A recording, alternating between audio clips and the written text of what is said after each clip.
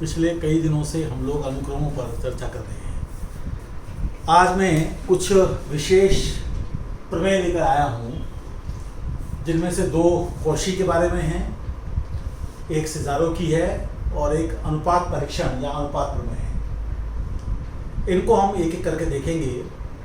Cauchy की दो प्रमेय हैं और पहले प्रमेय की एक उप प्रमेय यानी कर्णली भी है। आज हम केवल इनके जो कथन है, स्टेटमेंट्स हैं, उनको देखेंगे।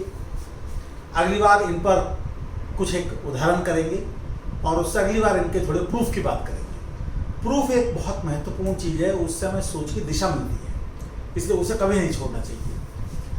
तो पहली जो प्रमेय है वो ये कहती है कि एन एक दिया गया अनुक्रम है और इसकी जो ये कन्वर्जेंट है और इसकी लिमिट एल है। तो एल निश्चित रूप से एक रियल नंबर होगा, एल यहाँ पर कोई इंफिनिटी नहीं हो सकता।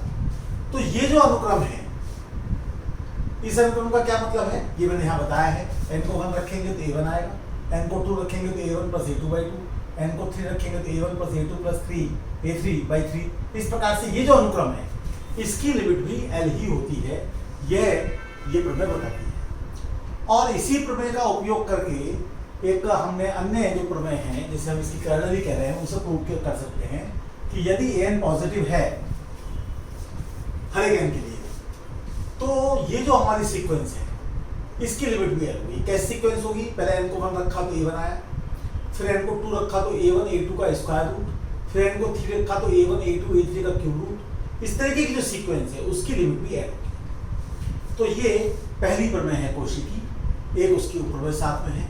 फिर दूसरी प्रमेय है, ये काफी उपयोगी है। इसमें हमारी शर्त यह है कि एन पॉजिटिव है, जैसे उपप्रमेय में शर्त थी एन पॉजिटिव सभी एन के लिए।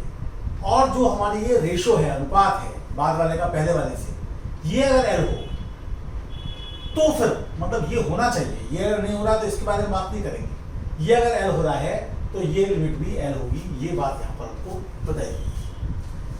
अनुपात प्रमेय है, इसको आप अनुपात परीक्षण भी कह सकते हैं। इसमें भी एन को पॉजिटिव लिया गया है सभी एन के लिए, और ये कहा गया है कि अगर अगले का पिछले से अनुपात की जो सीमा तो मान है, यानी कि लिमिटिंग वैल्यू है, वो अगर एल है तो 3 स्थितियां बनती हैं। पहली बात तो ये है साफ साफ कि भाई एन अगर पॉजिटिव है तो एन प्लस 1/n भी पॉजिटिव होगा, तो एल 0 या 0 से बड़ा होगा।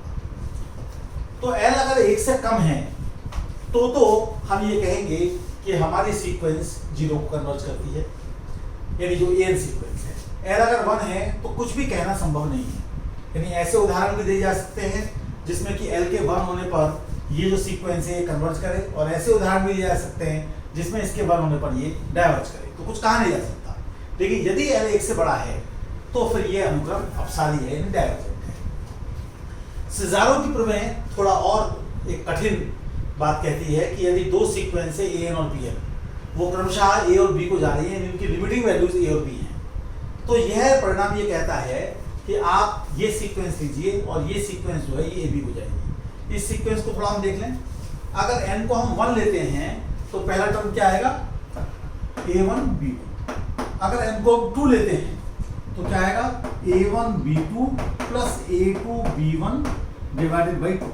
अगर n को हम 3 लेते हैं तो क्या आएगा? a1 b3 plus a2 b2 plus a3 b1 divided by 3। यानी ये जो हमारे पास अनुक्रम बन रहा है, ये अनुक्रम के बारे में बताया जा रहा है कि ये ए बी हो जाएगा, जो कि इन दोनों की लिमिट का प्रोडक्ट है। ये तो हमने पहले पढ़ा था कि अगर ये ए को जाती है बी को जाती है तो जो नई sequence A N B N है वो ए बी को जाएगी। अब ये कह रहा है कि ये जो सीक्वेंस है ये भी ए बी हो जाएगी। तो ये भी परिणाम भिन्न भिन्न प्रकार के प्रश्नों में इनका उपयोग हो सकता है। लेकिन वहाँ एक बात है, ज़्यादा महत्वपूर्ण बात ये है कि आप इन्हीं को एक सवाल मानकर इन्हीं को आप सिद्ध करने की कोशिश करें। तो इसी के साथ मैं अपनी बात समाप्त करता हूँ आज की। आप इसको देखिए और स्वयं प्रूव करने की कोशिश कीजिए, ना हो पाए तो बाद में मैं बताने वाला हूँ। और इसके साथ साथ प्रत्येक जो यहाँ प्रमेय है उसके उदाहरणों को भी मैं कुछ ना कुछ रखूँगा आपके सामने। धन्यवाद।